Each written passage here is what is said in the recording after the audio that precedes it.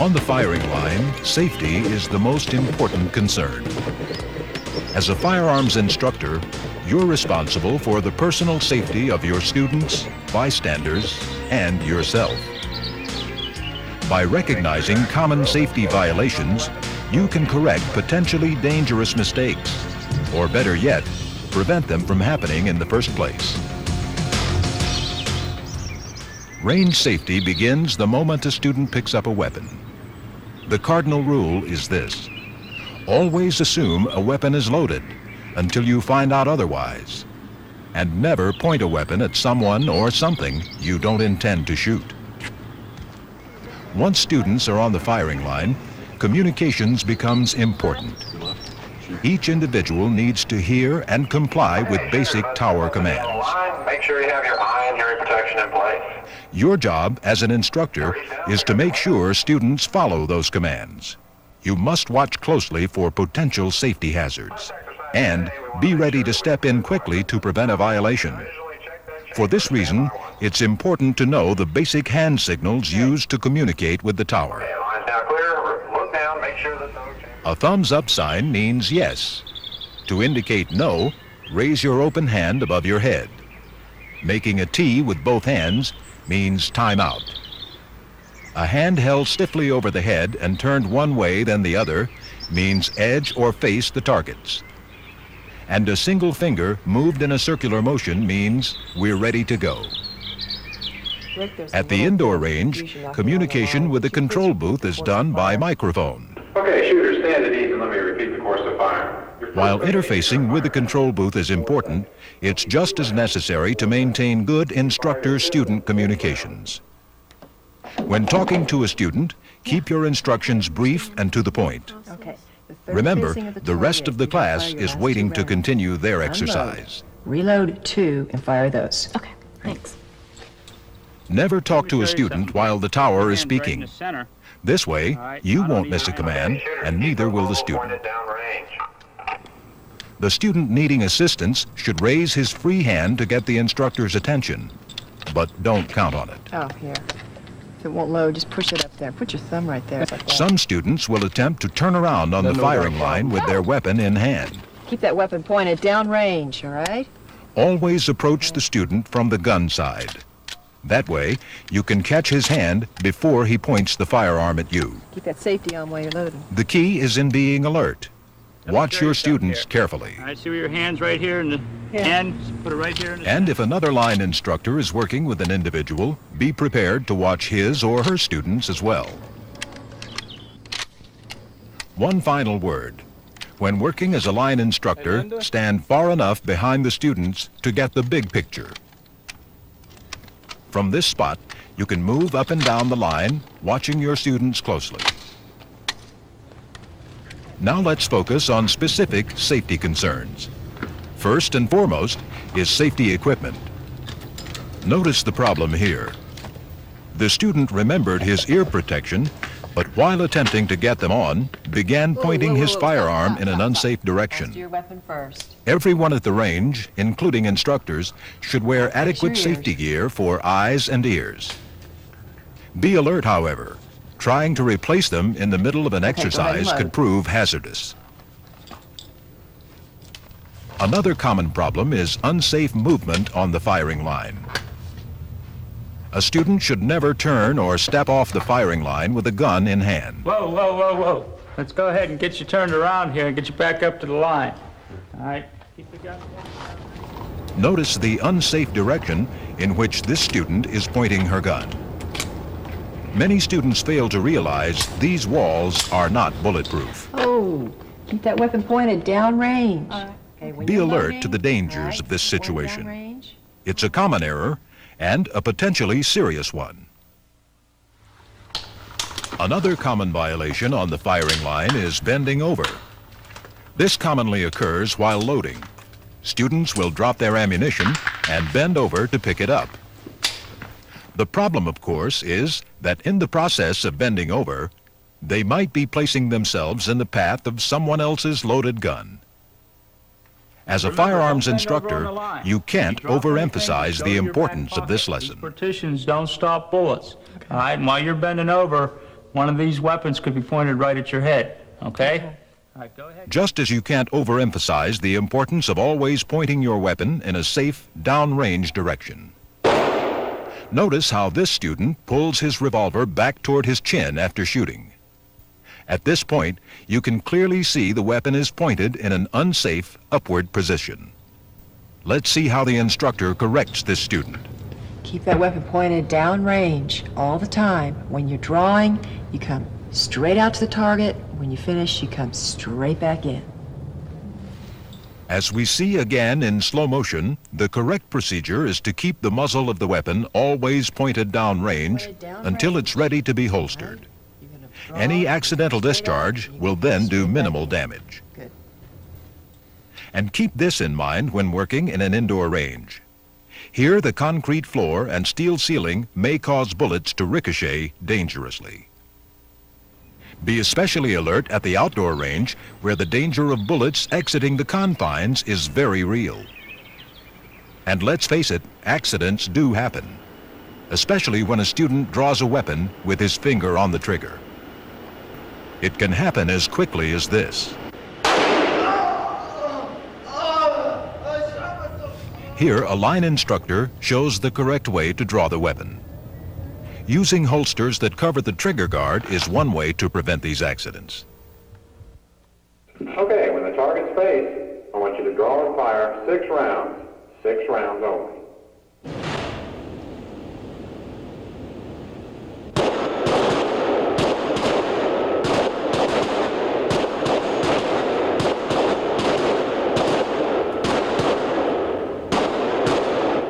Okay, shooters, I want you to unload and holster an empty weapon. Once you've got your weapon secured back in the holster, go ahead and put your hands behind your back.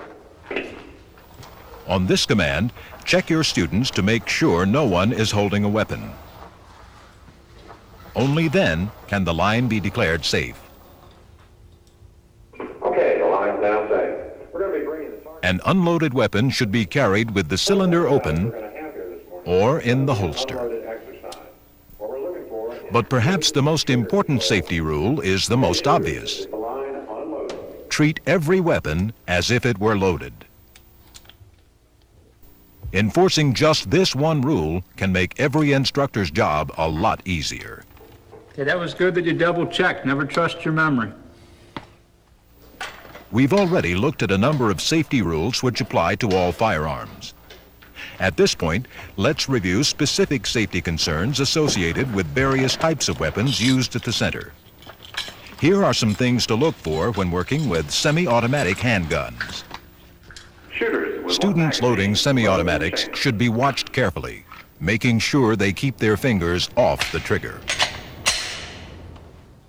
As always, make certain their weapons are pointed in a safe direction.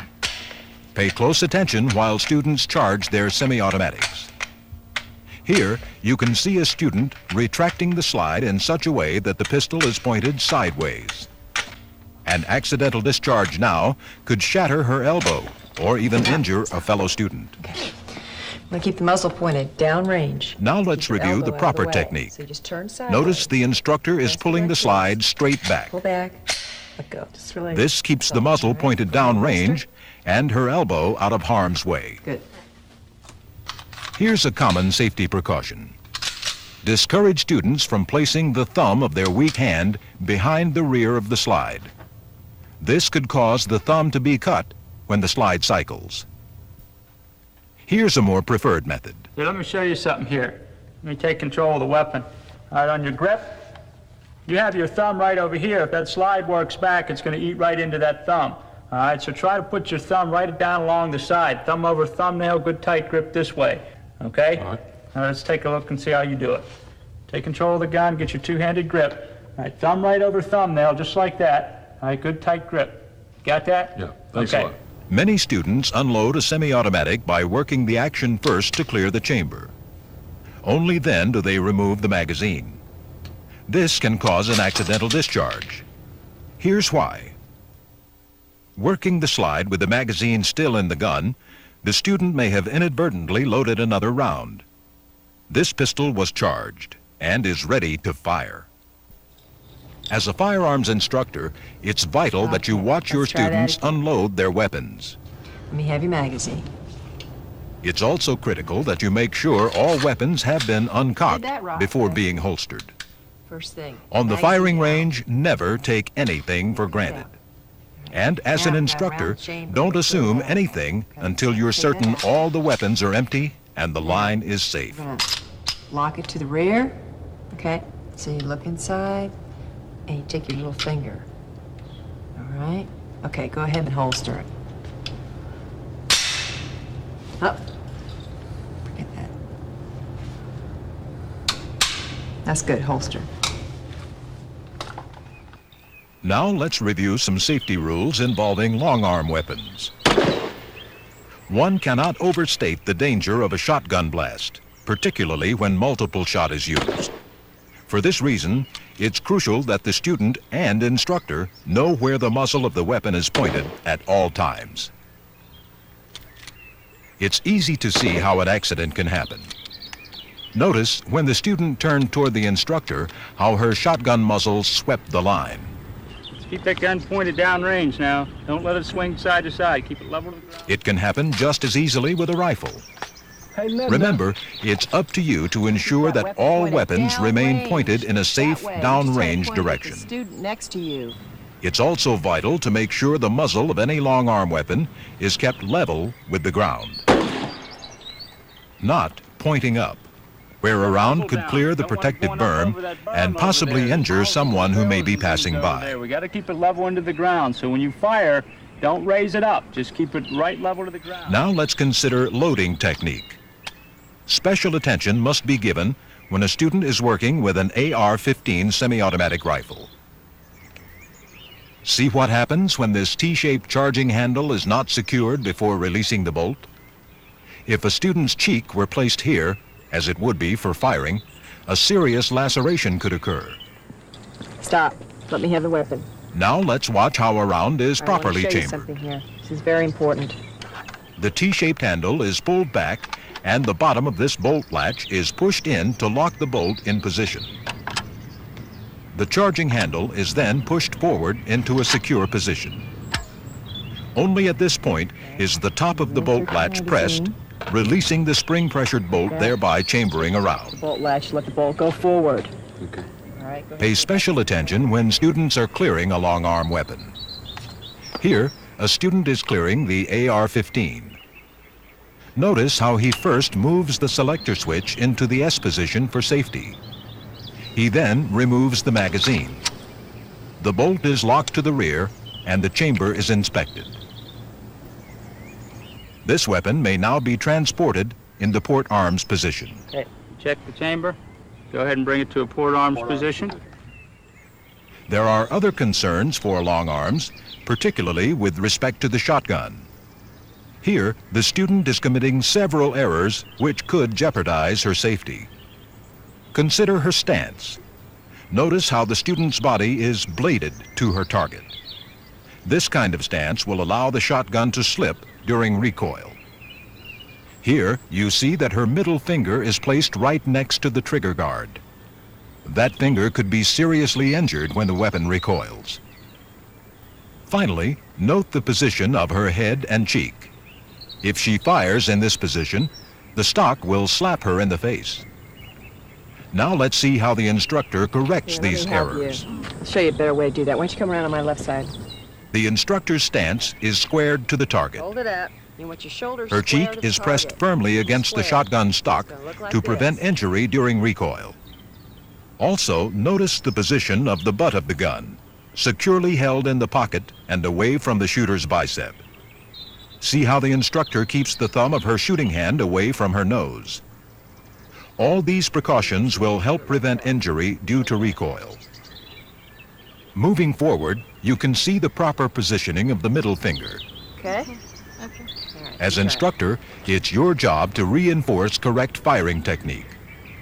Doing so will result in more than just high student scores. And that front It will leg. create a safe and injury-free learning Now, environment. Wait a second. At the end of the exercise, inspect all shotguns visually and physically to make sure they're empty. Okay, let me look inside. Here's bring it out here. Check to make sure that students have the slide to the rear, All right, make sure you action put open, your safety and on safety right here. All right, on. go ahead and put the safety on. Again, Go ahead and bring it to a emphasize full the lock. importance Put of your fingers in the loading transporting and any ejecting long port. arm There you weapon, go. rifle or shotgun in the proper position. All right, good. Now let's move into the area of special weapons. In this case, the Uzi. The important thing to watch out for when students handle an Uzi is malfunctions, which can cause potential problems while making the weapon safe. Let's review how it's done. Here, take your finger off the trigger. All right. Here's an Uzi with a malfunction. Notice the instructor first recocks the weapon by pulling back the cocking knob. She then removes the magazine, inspects the chamber, and reinserts the magazine. Then returns the weapon to the student. To clear the weapon after firing has been completed, follow this procedure. First, recock the weapon, locking the bolt to the rear. Next, inspect the chamber, remove the magazine, then visually and physically check the chamber area. The bolt is then released by pulling the trigger. You then reset the safety switch to S.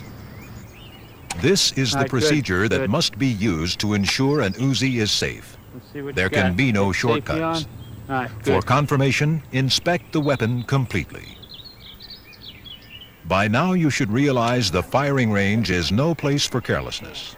The briefest lapse of attention could result in a dangerous, even deadly mistake. It's not easy. As a firearms instructor, you must be alert at all times. Level with the ground. You must be quick to spot a violation Good. and even quicker to step in and correct it. It's a mentally exhausting job, but it's a crucial one. Knowing what to look for helps. So does knowing how to prevent or correct safety violations. In the end, however, it's on your shoulders. Range safety is ultimately the responsibility of each and every firearms instructor.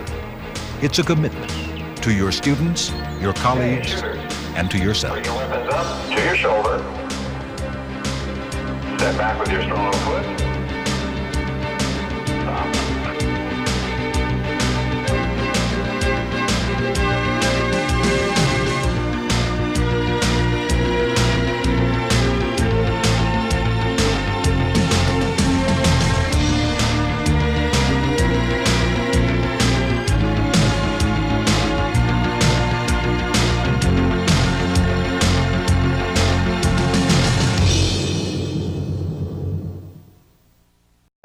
Prevent them from happening in the first place.